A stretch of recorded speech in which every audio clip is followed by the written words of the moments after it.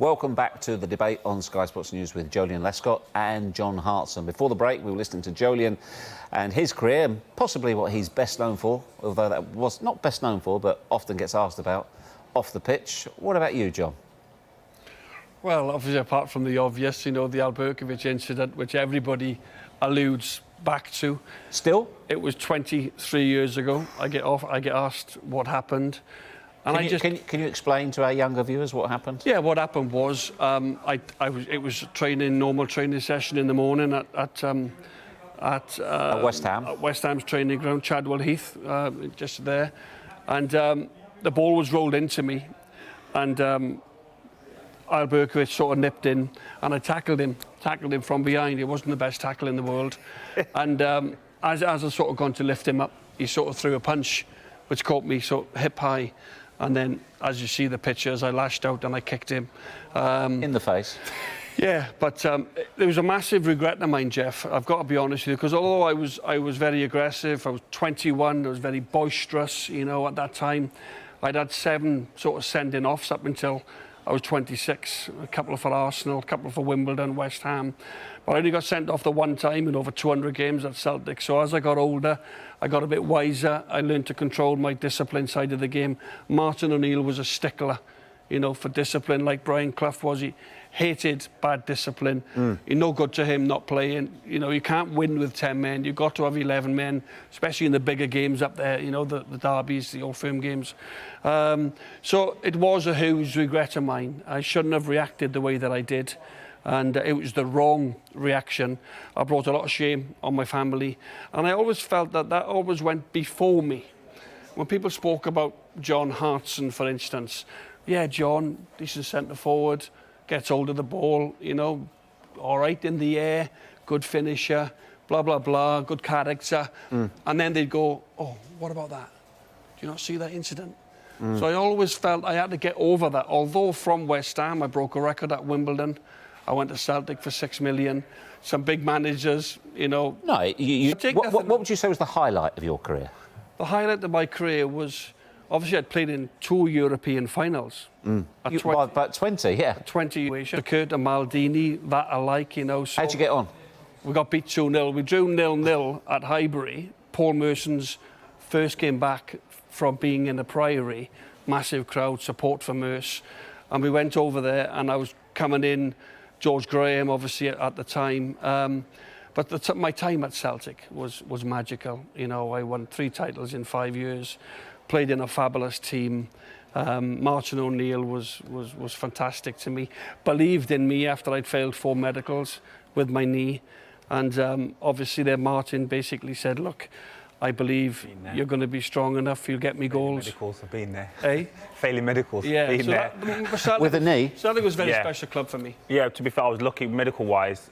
My playing history went ahead of me. Like, as scans go, I wouldn't have passed any medical I went on, but the fact that I'd played a high volume of games and pretty much more games than anyone in the squads I was going to kind of went ahead of me in regards to me passing medicals. But yeah, players have them issues all the time, don't they? In terms of if players only pass medicals on scans, there'd be a high volume of players not passing them. But I think as well, Jules, medicals, I was going for 7 million, 6.5 million 20 years ago. That's 100 million today. So if I'm going for 300 grand, I stick him through. Not a lot of money, you know, he won't play that many games. But I failed a medical at Spurs for 6.5 million. And at that particular time, it was George Graham, Alan Sugar, David Pleat was chief executive. And then I would have gone Arsenal, West Ham, Spurs, in that particular order. You know, you forget at that particular time, you know. But no, as I said, it's because of the levels of money and breaking transfer records. And I believe that went against me as well. You obviously wore certain colours with pride. I don't mean the actual teams. You know, you talked about you'd love to have played for Manchester United with the service you would have got. You would have loved to have played for the Invincibles with Arsenal, to have gone unbeaten. If there was a kit based on design, a kit that you could have worn, what would it have been? It would have been Liverpool, crown paints. The stripe? The yellow, red stripe. And the one I hated was them red capital tight Welsh shirts. Why? Well, I spent about 40 minutes on my own in the toilet just trying to stretch it Just trying to stretch it. It was so tight. It wasn't that It looked tight. $1 million on Bellas and Giggsy and all the other players, but for myself, I had to stretch it a little bit before I got it on, you know. Did it actually make any difference to the top? Yeah, a little bit, yeah. Well, I thought it did anyway. Go on, what would you have gone for? Growing up, the Villa shirt with the Muller sponsor, that was kind of my first shirt that I was able to kind of purchase. But the white Madrid kit, that's always been iconic. Being a Galactico would be amazing. So to kind of wear that kit, especially when they had lots of Figo, Zidane, Ronaldo, the original Ronaldo, and David Beckham there, that would have been iconic. I mean, there are just some kits that are just iconic, aren't they? I can remember I played with Slaven Bilic for, I think, about 18 months at West Ham. And I think it was a time where Slaven went away to the World Cup or the European Championships with Croatia. And I watched him. I watched Slav on holiday, and that red, the square, sort of red and white check, the Croatia kit, I always felt was magnificent as well.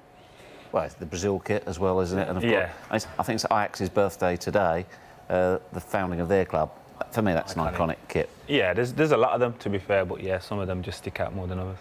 OK, let's wrap things up. It's the Premier League. They are meeting tomorrow, obviously, to discuss the situation. A lot of their discussions will be caveated by, depending on, quite rightly, and of course, the situation in the country as well, because we don't know where we're heading with that. What would you hope would come out of the Premier League tomorrow? And indeed, are you expecting anything, potentially, given that we don't know timescale for return, what should we expect, if anything? Well, first and foremost, I think what is paramount is that the coronavirus, this epidemic, clears. The cases lower, and it clears. People tell me it'll clear as quick as it came. I don't know what to believe. I don't know hear things. So that's paramount. That fans, players, staff, everything is ready to go. I think everybody wants to see football. Everyone wants to get back to sport. And but for me, I would like to see the season played out.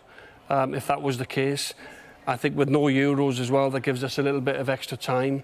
And I want to see these played to a finish. I want to see the season, even if we have to go on a few more months, June, July, August, but first and foremost... That's the thing. I think that the format needs to be decided. It needs to finish the way it started. I don't think any change in the format of how the league started should be debatable. I think it should... But can that be decided, Jolene? Because we don't know. It's a possibility. We might not see any football played. Again, let's keep this in context. The football, any sport is secondary to the situation in the country. Could be November the 1st. Well, yeah, and God forbid that is the case. Schools are closing But if today. that is the case, the format can still be decided. To come out of that meeting tomorrow, it could be the format that's decided, and for the the Premier League to suggest that it's the 30th of June, they want the games finished up. What does that look like? When does the league has to start in order for it to finish on the 30th? What's the period of time that needs to be? How many games need to be played per week? The format of the whole end to the season can be decided in regards to when it starts. Is obviously I think, Jules, when we do get going again, let's hope that the coronavirus, everybody's safety is paramount, as I keep mentioning. When we do get going again, I'm not really concerned about how far back it goes. We still have to play it out. We still have to play. Let's think of this season. Don't worry so much about next year. I know things have to be put in place. But let's get this season out of the way. Teams have worked so hard. Look at Liverpool, for instance. 25 points clear. They've been the best team by a mile. It would be an absolute travesty if they weren't to get the Premier League, if we get going again. Let's not just say, well, if we get going again, we'll null and void the season, we'll start afresh, 2021, a new Premier League. No, for me, you have to finish what we started. That's what I hope. And tomorrow's meeting, they give us that time. Will it be difficult with so many unknowns for them to show leadership, though? For them? The leadership that everybody wants, yes, it's going to be difficult. No, not everyone is going to be happy after tomorrow's meeting. But again, there's decisions that can be made and processes put in place to say, well, when we do get back up and running, this is what it's going to look like. When that is, no one knows. And I don't think anyone expects them to say, well, tomorrow it's going to be this date and it's finalised, because there's no positive outcome to that. But in terms of what it's going to look like, definitely that can be decided. OK, well, thank you both very much indeed for your company, for sharing your thoughts and also allowing us to go down memory lane as well.